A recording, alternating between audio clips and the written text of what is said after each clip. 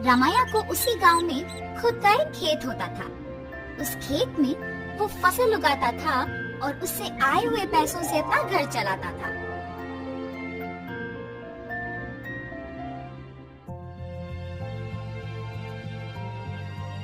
हमेशा की तरह इस साल भी फसल तो मैंने उगा दिया।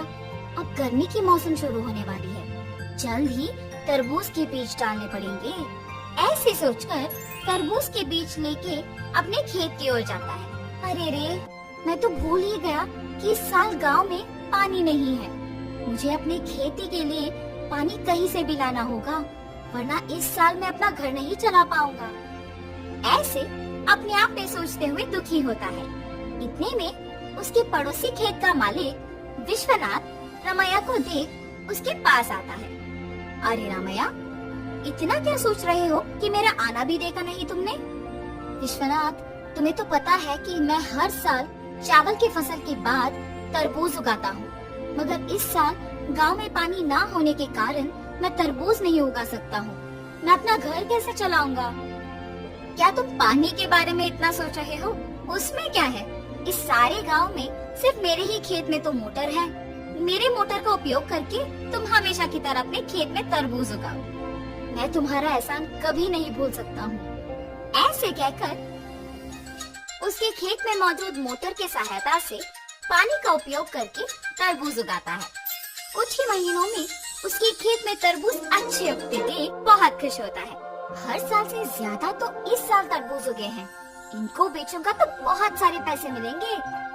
ऐसे सोचकर सारे तरबूजों को बेचने दुकान जाता है। वहाँ दुकानदार तरबूजों को लेके पैसे देता है। ये सब उसी दुकान के पास मौजूद विश्वनाथ देखता है। रामैया को तरबूज की फसल उगा के बहुत सारे पैसे मिले हैं। मेरे पानी देने की वजह से ही ये उसके लिए मुमकिन हुआ है, इसीलिए आए हुए पैसों में आधा हिस्सा मुझे मिलना चाहिए। इसके बारे में मुझे रामैया से पूछना होगा। रामैया, मेरे पानी देने की वजह से ही तो तुम इतने तरबूजों को उगा सके हो। हाँ, आपने सच ही कहा है। उस दिन आपने अगर पानी नहीं दिया होता तो आज मेरे हाथों में पैसे नहीं होते। अगर मैं तुम्हें पानी नहीं देता तो तुम्हारे पास आज पैसे नहीं होते ना। मतलब तुम्हारे हाथ में जो पैसे है उसमें आधा हिस्सा मुझे मिलना चाहिए ना। ठीक है जी, आपको सिर्फ इन पैसों में आधा हिस्सा चाहिए ना, लीजिए, आप ही की वजह से तो ये मेरे पास आए हैं। ऐसे खुशी से पैसे देता है। मैंने सोचा कि तुम पैसे नहीं दोगे, लेकिन तुमने मेरा एहसान वाकई चुका दिया। मेरे पूछने पर बिना सोचे तुमने पैसे बस दे दिया। तुम अगर ऐसे ही रहोगे तो तुम्हारी अच्छाई ही तुम्हें नष्ट कर देगी।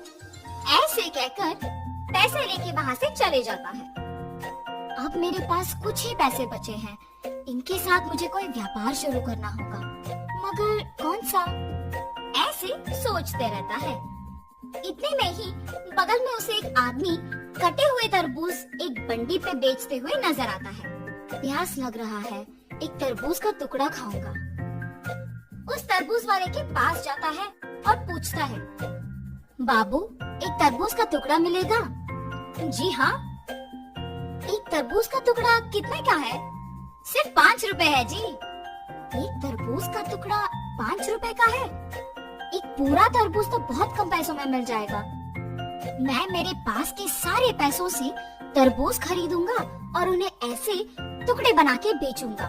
ऐसे मुझे बहुत पैसे मिलेंगे। तुरंत उसको पैसे देके उसके पास के सारे तरबूज लेके जाता है। उन तरबूजों को एक बंडी के ऊपर रख के उन्हें अच्छे टुकड़ों में काट के बेचने लगता है। ऐसे उसका व्यापार बहुत अच्छा चलता है। हर रोज की तरह एक दिन वो जब तरबूज बेच रहा था, आप सबको पता है कि इस गांव में कुछ दिनों से चोरी हो रही है। जो भी इन चोरों को पकड़ के जमींदार जी के हवाले करेगा, उनको जमींदार जी अभिनंदन करके तोहफा देंगे। उस विज्ञापन को रामैया सुनता है। उस दिन दोपहर को 4 आदमी उसके पास आते हैं।